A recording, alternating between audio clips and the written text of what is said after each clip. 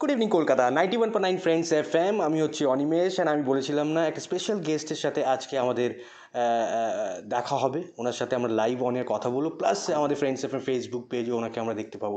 আমাদের সঙ্গে right now আছেন none other than super talented singer Antara Mitra, right now কলকাতায়, অ্যান্ড ওনার সাথে আমাদের এক্সক্লুসিভ ইন্টারভিউ এবার আমরা শুরু করবো। Antara, first of all very warm welcome to your 91.9 friends FM Kolkata. Thank you so much. Thank you. It's so nice to be on Friends FM. অনেক বছর পর। বহু বছর পর, প্রায় 4 বছর পর তোমার সাথে দেখা একদমই হচ্ছে। তাই। কেমন আছো বলো? খুব ভালো আছি। মাঝখানে যা দুর্যোগ গেল সবার উপর দিয়ে, তাতে ভালো আছি, বেঁচে পড়তে আছি, এটাই একটা খুব বড় কথা। ওকে, কলকাতায় আছো, কোনো স্পেশাল রিজন এখানে এসেছিলে একটু যদি? হ্যাঁ, কাজ তো অবশ্যই ছিল। কাজ ছাড়া কলকাতায় খুব যে আসা হয়ে ওঠে তা নয়, স্পেশালি এত লাস্ট 2-2.5 বছরে এত ট্রাভেল রেস্ট্রিকশনস আর এই ওয়ের জন্য তো খুব বেশি আসা হয় না কখনো কখনো। তবে হ্যাঁ, একটা কাজে এসেছিলাম। আমাদের সবার প্রিয় গীতশ্রী সন্ধ্যা মুখোপাধ্যায়কে একটা ট্রিবিউট দেওয়ার চেষ্টা করছি, সেটার কিছু রেকর্ডিং আর কাজের ব্যাপারে এসেছিলাম। ওয়েল আন্তরা, তোমাকে আমি একটা কথা বলি। সকাল থেকে আমরা বলছিলাম কি আন্তরার সাথে আমাদের লাইভ কথা হবে 91.9 ফ্রেন্ডস এফএমে। তোমার ফ্যান্সদের প্রচুর প্রশ্ন এসছে। আমি বেশি প্রশ্ন জিজ্ঞেস করবো না, আমার কাছে 6-7টা প্রশ্ন আমি Oh my নিয়ে এসেছি, God! সেইগুলো আমি সবাইকে দেখিয়ে দিই। সেইগুলো আমি জিজ্ঞেস করতে চাই। অনেকগুলো প্রশ্ন এসছে, আমরা একটু পাস্টে যদি যাই, তারপর আমরা কারেন্ট তোমার প্রজেক্টস নিয়ে কথা বলবো। ইন্ডিয়ান আইডল 2 কতটা চেঞ্জ করলো? আমি জানি you are from musical family, childhood নিয়েও কথা বলবো, কিন্তু ইন্ডিয়ান আইডল 2 নিয়ে আমি কথা বলি কেন কি ওই প্রশ্নটা এসছে 2006-তে। ইন্ডিয়ান আইডল 2 কতটা তোমার লাইফকে চেঞ্জ করলো একটু বলো। ইন্ডিয়ান আইডল 2 বেসিক্যালি লাইফটা কতটা চেঞ্জ করলো আমার মনে হয়, আইডল 2টা না হলে আমার মনে হয় যে আমি হয়তো খুব সম্ভবত আজকে অন্য কিছু করতাম। ওকে, হয়তো মিউজিকটাকে প্রফেশনালি হয়তো করতামই না। তো এই যে আমি মিউজিকটা প্রফেশনালি করি, বা এটা যে ডিসিশনটা নিয়েছি যে আমি গানটা গাইবো, সেটা শুধুমাত্র ইন্ডিয়ান আইডল 2-এরও এক্সপোজারটা থেকে। তো অনেকেই অনেক রকম কথা অনেক সময় রিয়েলিটি শো নিয়ে বিভিন্ন রকম মন্তব্য অনেক সময় শুনে থাকি। তবে কিছু কিছু লোকের জীবনের রাইট কলিংটা যেটা, সেটা চিহ্নিত করে দেওয়ার পিছনে কিন্তু কিছু কিছু রিয়েলিটি শোয়ের যথেষ্ট অবদান আছে। তো তার মধ্যে সেরকমই আমি একজন যার কারেক্ট কলিংটার সঙ্গে মিলিয়ে দিয়েছে একটা reality show, and that is Indian idol 2. So I am always very thankful and grateful to it. তো কিছু মেমোরিজ মনে পড়ছে? অনেকগুলো তুমি গান গেয়েছিলে ইন্ডিয়ান আইডল 2-তে, অ্যান্ড ভালো ভালো অ্যাপ্রিসিয়েশনও পেয়েছিলে, অনেক ভালো ভালো কমেন্টস পেয়েছিলে ফ্রম অ্যাকচুয়ালি জাজেস। হ্যাঁ, মানে আমার সত্যি সত্যি কথা বলতে মানে খুব রিসেন্টলি আইডল 2-এর কিছু কিছু ভিডিওস ইউটিউবে আসা শুরু হয়েছে। They have uploaded them the channel, but যখন আমি ইন্ডিয়ান আইডলে ছিলাম তখন ইউটিউব অ্যাজ এত আ ছিল না, ফরম্যাট ওয়াজ রাইট? নট হ্যাঁ, কারেক্ট। পপুলার।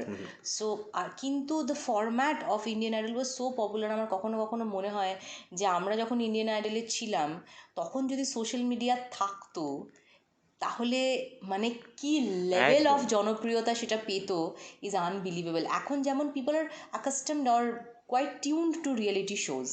এখনও যে রিয়েলিটি শো থেকে স্টার্সরা বেরোচ্ছে না তা নয়, বাট স্টিল মানে আমার মনে হয় যে সেই সময় the amount of hard work and all this things have gone in to the performances that we have put up, তার সঙ্গে যদি রিয়েলিটি শো সঙ্গে যদি মানে সোশ্যাল মিডিয়াটা থাকতো, তাহলে আরও অনেক বেশি পপুলার হতো।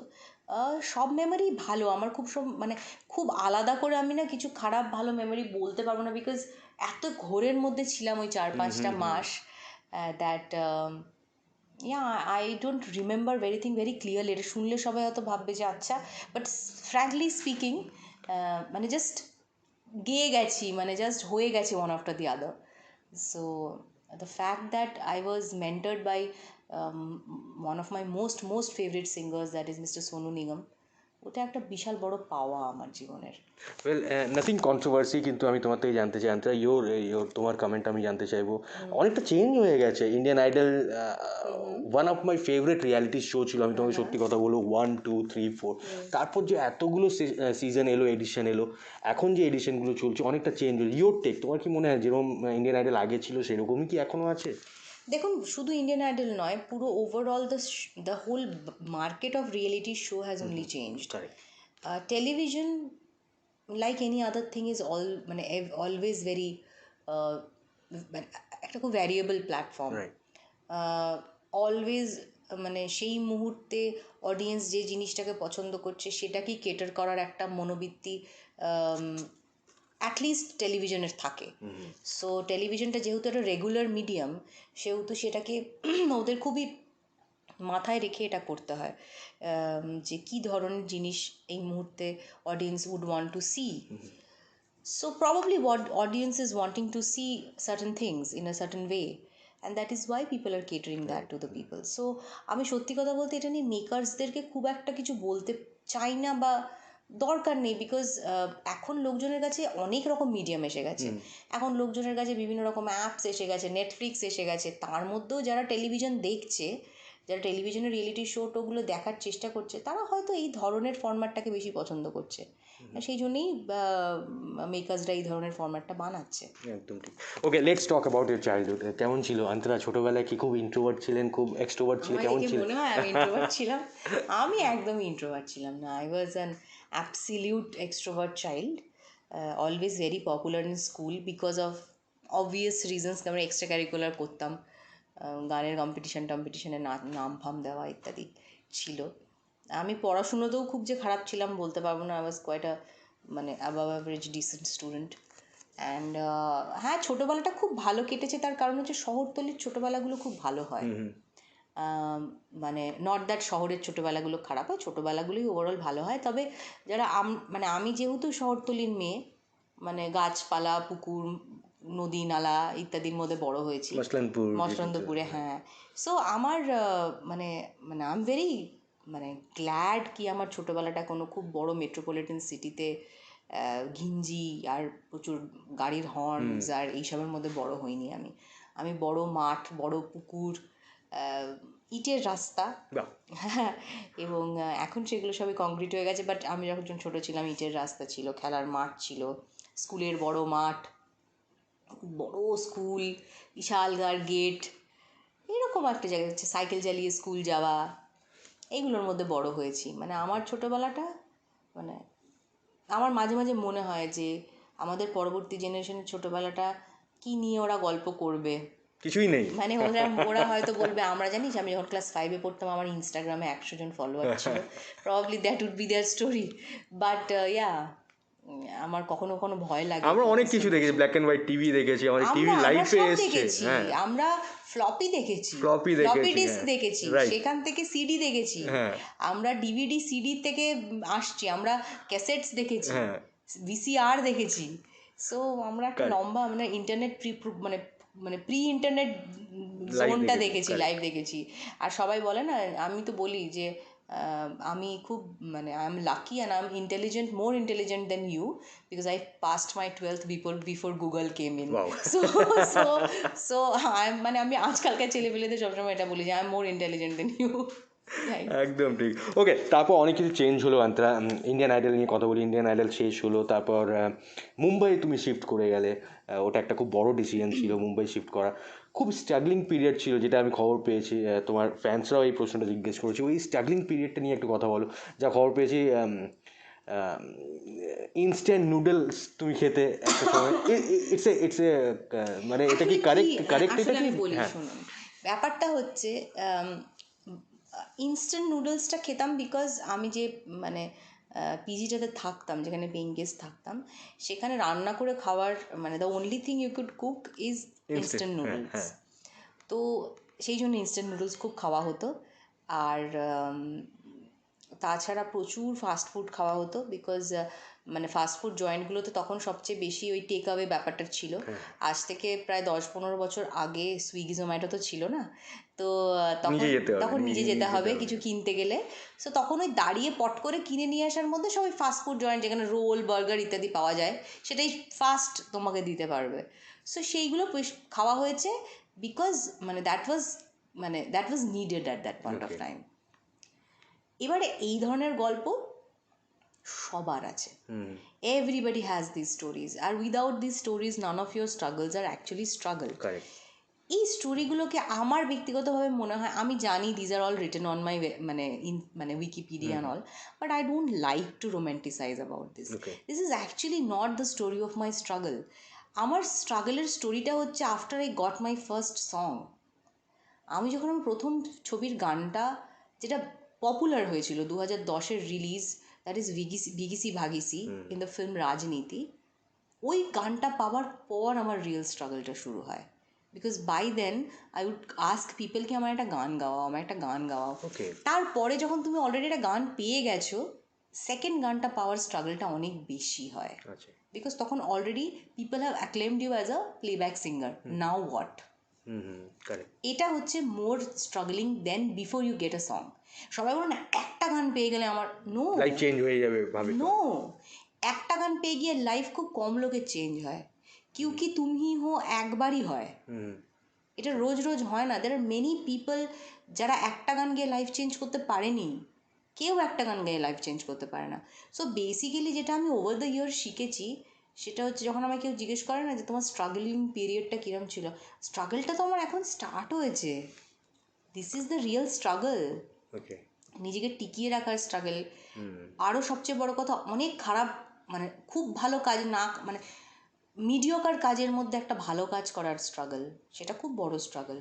বিকজ মানে এই মুহূর্তে তো there is a celebration of mediocrity, it is a celebration of mediocrity everywhere.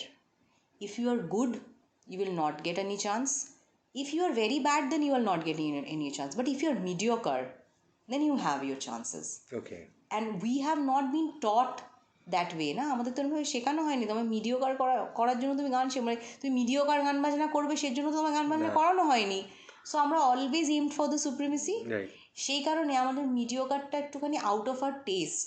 কিন্তু right now things are very mediocre. There is a celebration of mediocrity that's happening all over. তার মধ্যে একটা ভালো কাজ করতে চাও এবং সেটাকে দাঁড় করানো, এই পুরোটাই স্ট্রাগল, এবং এই স্ট্রাগলটা চলবে। যারা ভালো কাজ করতে চাইবে, if you go and ask Shreya Ghoshal, after so many national awards and so many filmfares, she would still tell you the same thing, that she will still go 5 times for one good song, give the similar efforts to a good song. This struggle is going to be forever. एकदम ठीक बोलेছো well, किंतु you are my all time favourite. तुम्हारे गानগুলো एक से बढ़कर एक आपने अच्छे अच्छे गाने गाए हैं, तो उनको लेकर ही बातें करेंगे। কিন্তু প্রীতম দা নিয়েও আমরা একটু জানতে চাই। প্রীতম দা অনেকটা হেল্প করেছেন, অনেকটা উনি He's my mentor. মেন্টর, উনি ওনাকে নিয়ে একটু বলো। উনি অনেকজনের হেল্প করেছেন, उसमें से एक आप भी हैं। He is my mentor. He is a mentor to a lot of people. He gave the first big song to Monali Thakur. He gave the first big song to Zubin Nautiyal in Hindi. He gave the first big song to probably Papon in Hindi, to me, to Som Chakraborty, to Amit Mishra, to a lot of people, to Nakash Aziz. মানে আমি হয়তো নাম ভুলে যাচ্ছি এত।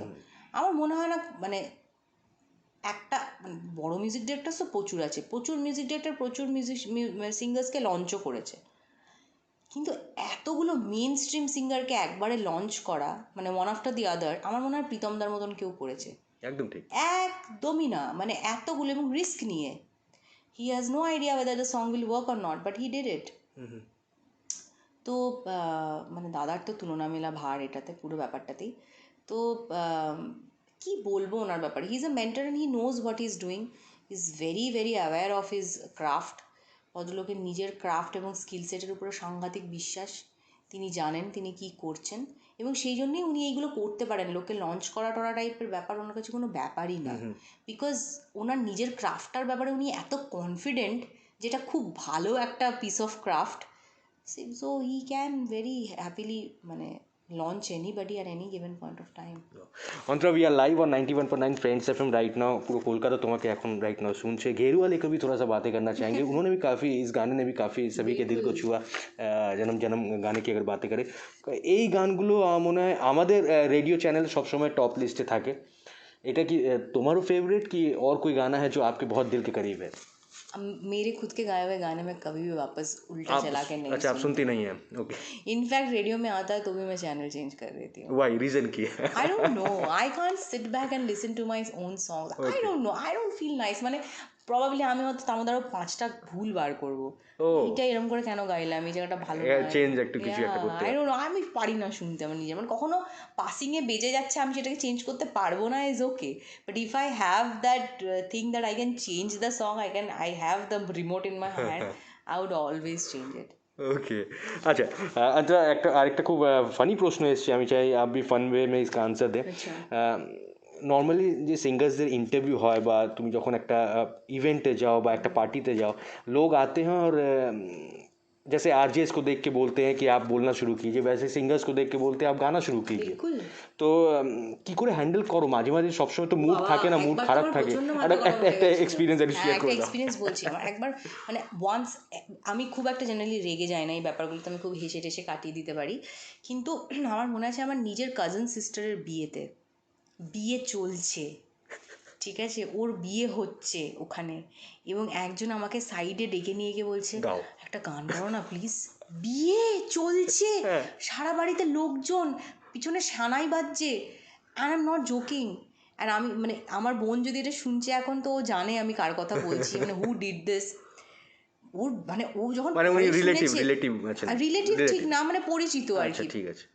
তখন আমি প্রথমে একবার ভেবেছি হয়তো মজা করে বলছে, আমি বললাম যে হবে রিয়েলি, পরে, হ্যাঁ।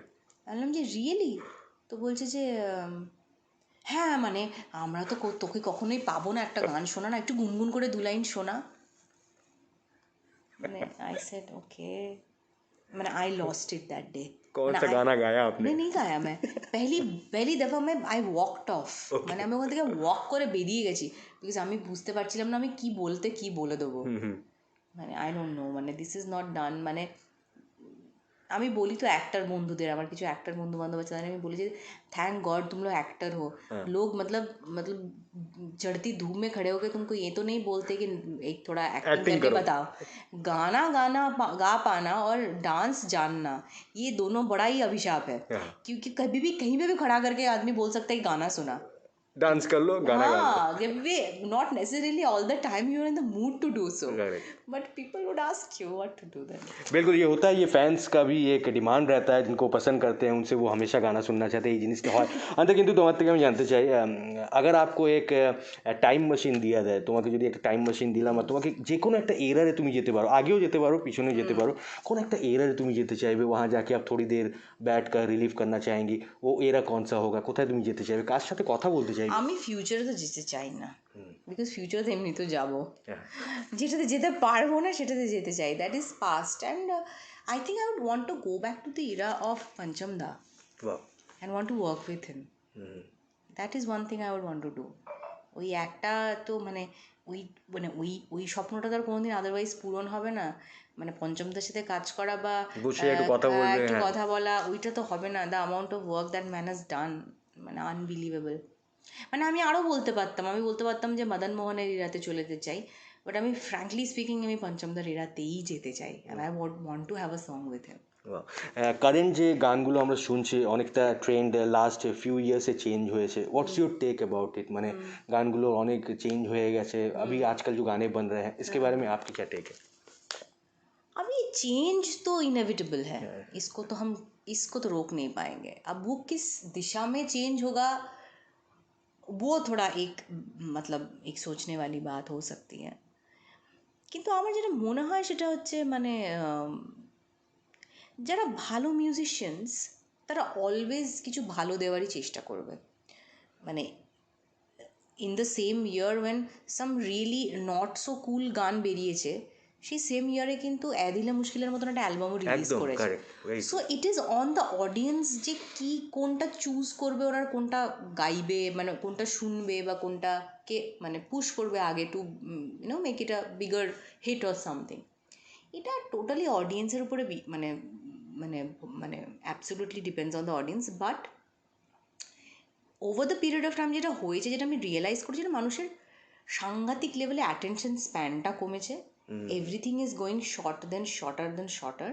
এখন আমরা 15 সেকেন্ডে একটা হিট ট্র্যাক বানাতে চাই, যেটাকে আমরা ট্রেন্ড বলছি, যেটা ট্রেন্ড করবে, রিলস হবে, লোকে ইনস্টাগ্রামে দেবে। সো বেসিক্যালি আমার তো মানে এইভাবে যদি চলতে শুরু করে, তার কিছুদিন পরে গানের সাইজ হবে হচ্ছে 30 সেকেন্ড, 30 সেকেন্ডসে গান শেষ। 30 সেকেন্ডে গান শেষ। অন্তরা মুখরা গল্প তো চলে যাবে 30 সেকেন্ডে, মানে একটা লাইন হবে, তারপরে সেটা ঢিকচাক 3-4টা মিউজিক হবে, দিয়ে গান শেষ হয়ে যাবে। ওটাতেই ডান্স করে নাও, রিল ডান্স করে বানিয়ে নাও, নাও। যা করে নাও, রিল বানিয়ে নাও, বানিয়ে নাও। সো মানে আই ডোন্ট থিঙ্ক মানে that should not be the মানে কেস আর কি। মানে সেটা যদি হয়ে যায় তাহলে খুব খারাপ। তো যারা এই মুহূর্তে মানে মিউজিক করছে ওভারঅল হোল মানে অল ওভার দ্য ওয়ার্ল্ড, তারা সবাই মিলে একটা ডিসিশন নিয়ে যদি করে তাহলে হবে, আর না হলে এরমই হতে থাকবে, আর কি করা যাবে, মানে চেঞ্জ তো আটকানো যাবে না। পিপল টেকিং ডিসিশন মানে very right decision to do মানে গুড ওয়ার্ক, তাহলেই আটকে যাবে এই ব্যাপারটা। ট্রু ওয়েল আমরা প্যান্ডেমিক আটকে দিয়েছি যখন, তখন এটা তো তো মানে হয়ে একটা এটা হয়ে যাবে আর কি। একদম। ওকে, আরও কিছু প্রশ্ন আছে, আমি তাড়াতাড়ি তোমাকে জিজ্ঞেস করে নেবো। একটু একটু বলো, এই যে সিঙ্গেল ট্রেন্ড এটা শুরু হয়েছে থ্যাঙ্কস টু প্যান্ডেমিক, কিছু ভালো জিনিসও হয়েছে।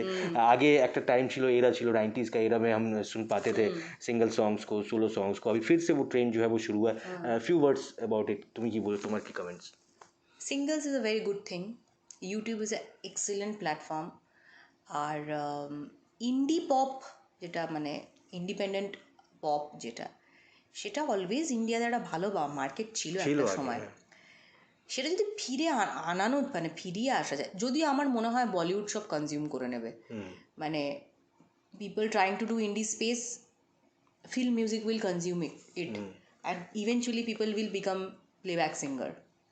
বাট কিছু ভালো আর্টিস্ট যদি ইন্ডিপেন্ডেন্ট স্পেসটাকে বাঁচিয়ে রাখতে পারে, দেন ওয়াই নট। আমার যেমন মনে হয় যে উল্টোটা হওয়া উচিত, মানে ইন্ডিপেন্ডেন্ট স্পেসের লোকেরা ফিল্ম মিউজিক করতে চাইছে, আই অ্যাগ্রি, বাট ফিল্মের মিউজিকের লোকেরা ইন্ডিপেন্ডেন্ট মিউজিক কেন করতে চায় না, এটাই আমি বুঝতে পারি না। ফিল্ম মিউজিকের লোকেদের কাছে মানে এত ওদের কাছে সোর্সেস, রিসোর্সেস, পয়সা সব আছে।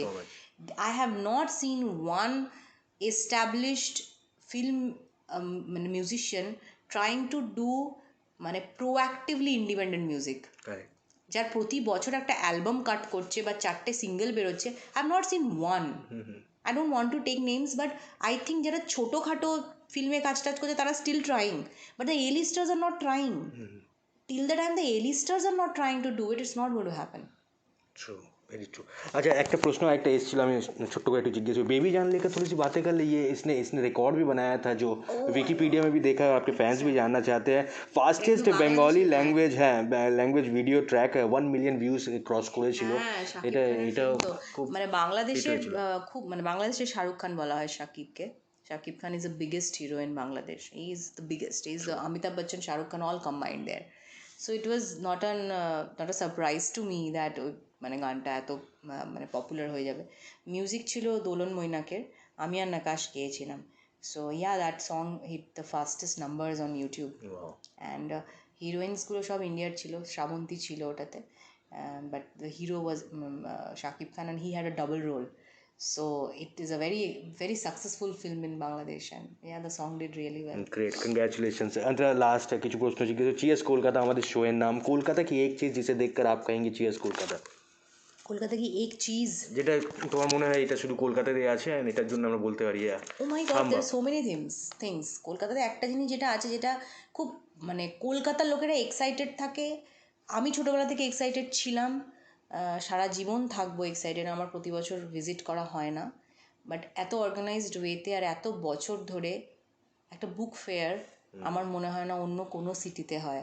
আমার মনে হয় না অন্য কোনো সিটির ছেলেমেয়েরা ছোটোবেলা থেকে এত excited ever to go in a book fair. আমি আজকালকার জেনারেশনের বাচ্চা কাচ্চার কথা আমি জানি না, বাট লেট 80s যে বাচ্চারা জন্মেছে, 90s যারা জন্মেছে, I have seen excitement in all those kids যে আমরা বইমেলা যাবো। তো এইটার জন্য তো চিয়ার্স টু কলকাতা অলওয়েজ, যে বইমেলার মতন একটা এত ভালো উদ্যোগকে মানে ঘরের একটা মানে it is a festival for Bengalis. বইমেলা শুরু হয়েছে মানে is to be a festival for Bengalis.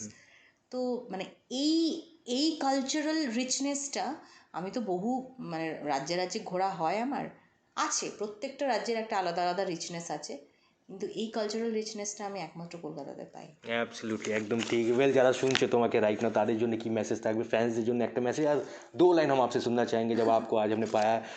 शादी का माहौल तो नहीं है वैसे, हो जाएगा একটা গান। शादी का माहौल होता तो प्रॉब्लम होती। হ্যাঁ নেই তো শোনাইঙ্গে। সবাইকে বলবো খুব ভালো থাকবেন। একটা বড় দুর্যোগের মধ্যে দিয়ে আমরা সবাই গেলাম, প্যান্ডেমিকটা almost over, it's still not over. তো মানে আমরা আরেকটু সাবধান হয়ে থাকলেই বোধহয় we will get back to our normal, absolute normal lifes. আর হ্যাঁ, 2 লাইন শুনিয়ে দিই। আমার একটা খুব প্রিয় গান, যেটা আমি আর নাকাশ গেয়েছিলাম, গানটার নাম হচ্ছে साड़ी के फॉल सा।